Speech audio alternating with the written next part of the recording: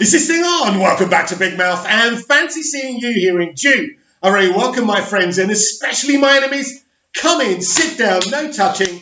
I don't do the touching. Hello and welcome back to Big Mouth, and you can keep this or any other conversation I ignite going over on my Twitter at Movies TV Mad, my Vero at Big Mouth 1, and the extension of this channel, give or take the odd oddball video, Big Mouth is my Instagram, so give that a check out after this video and any other content you wish to watch on this channel. So welcome to my Mandalorian Episode 6 reaction. And after that, we are going to look at yesterday's Kylo Ren trailer for The Rise of Skywalker, because I really enjoyed it and I want to discuss it quickly with you guys. So, Episode 6 of The Mandalorian, personally, I think it's the best so far. So in this week's episode, Mando does a kind of prison break, but we get Nick Nolte who gives him his orders. He tells him he's got to go with his team. His team is a group of oddballs, the female he has a past with,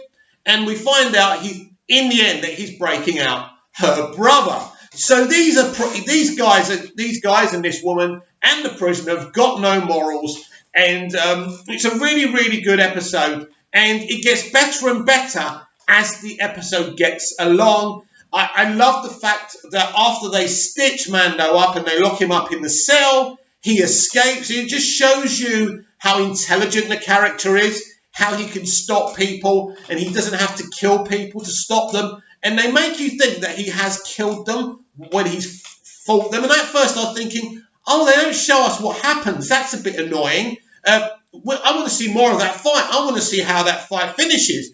But a very, very clever twist in the end is that he's imprisoned all of them. And then, obviously, as soon as you meet the Nick Nolte character, you know that this guy can't be trusted.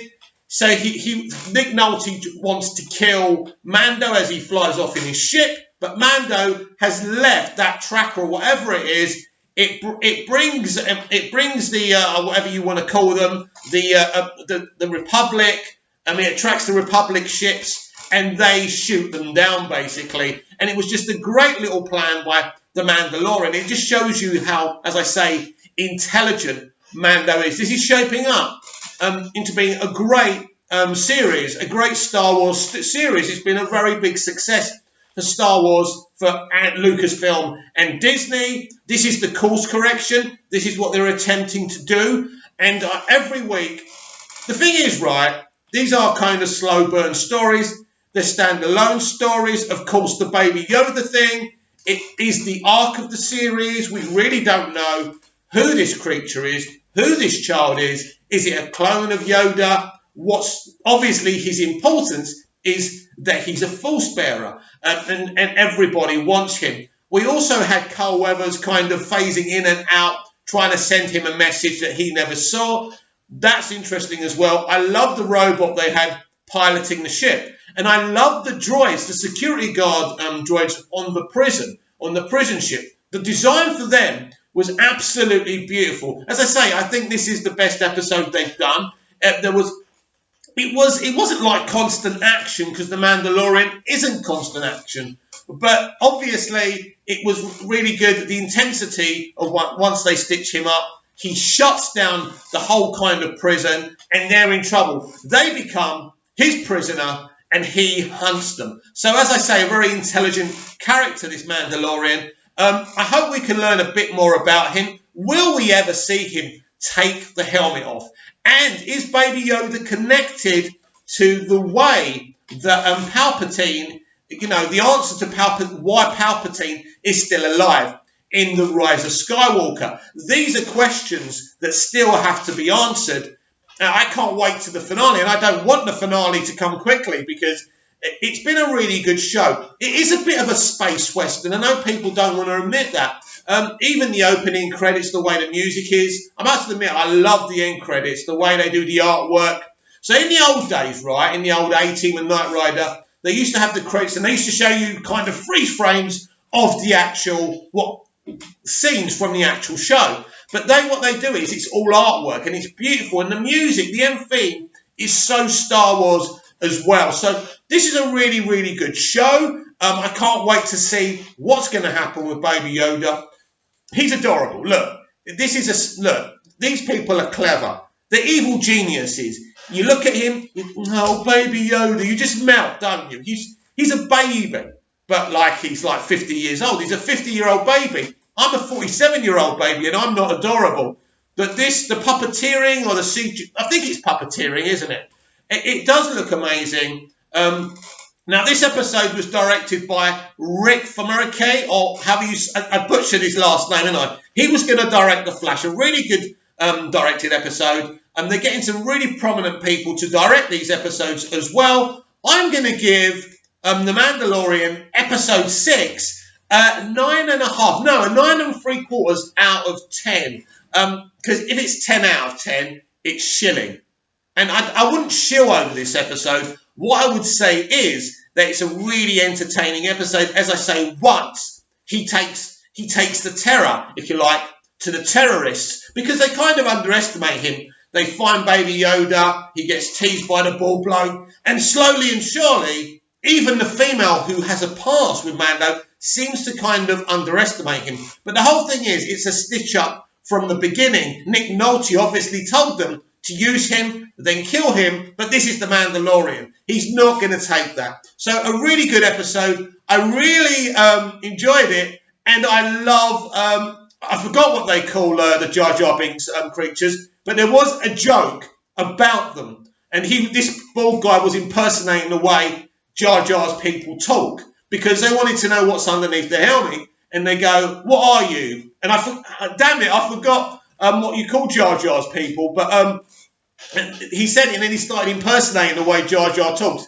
So a bit of shade thrown at Jar Jar there, or were they just trying to be funny? Who knows? So a brilliant episode. Now, I'm getting away from The Mandalorian yesterday. Now, I'm not going to be reacting to all these TV spots. It's ridiculous. There's one every day, and they're pretty much the same, right? But this was awesome. This is like an extended minute and a half Kylo Ren sequence. And it's really, really awesome. Just looking for my controls if you're wondering why I'm going. But we're going to have a look at this now, and I'm going to tell you what I think. But I was pretty wowed by this.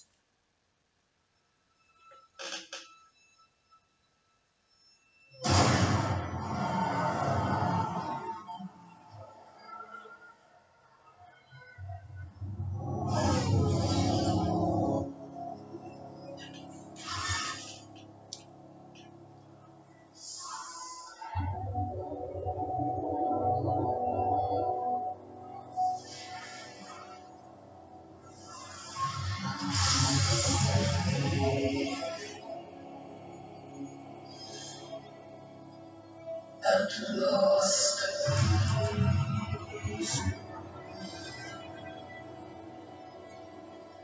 my boy.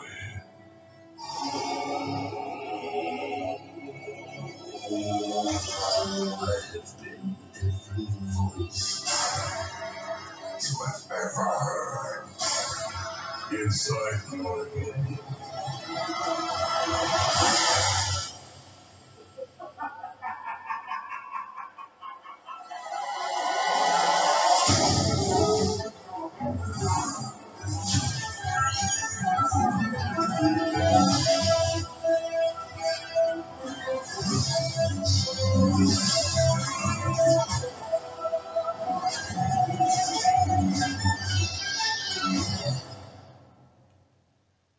Wow, wow, wow. Yes, I have seen this a dozen times. I was reacting because I'm still excited about it, even though I've seen it so many times. I want to know down in the comments what you think about this, but I've got a bit of Star Wars to talk about because it's been a very, very interesting week. First off, that sequence is brilliant. I've always believed The Rise of Skywalker would be an epic, amazing Star Wars film. I always thought there would be a course correction, and I always thought that people would love this film.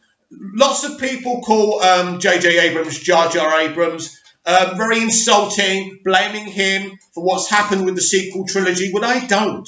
The Force Awakens was amazing. And the problem is with The Last Jedi, and that's what hurt Solo as well, even though we didn't ask for Solo, we didn't want Solo. That was the part of the reason it flopped.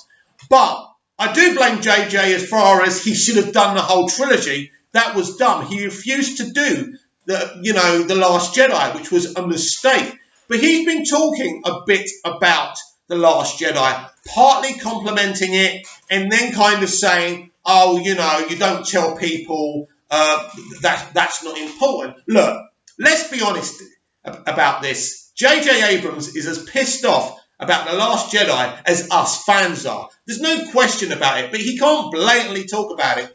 But he has given the film shade. John Boyega must be on some kind of milkshake. Maybe sugar, makes John react a certain way. He's been absolutely hilarious. They've obviously planned this because he's saying a lot of things. The best thing he said is, you're not going to Disney Plus me, which is absolutely hilarious. So it looks like John's done with Star Wars, but at the end of the day, right, it's clear. I mean, he's thrown The Last Jedi some shade. Even Daisy Ridley said a few things. According to Daisy Ridley and John Boyega, they said they were just relieved that J.J. Abrams was back.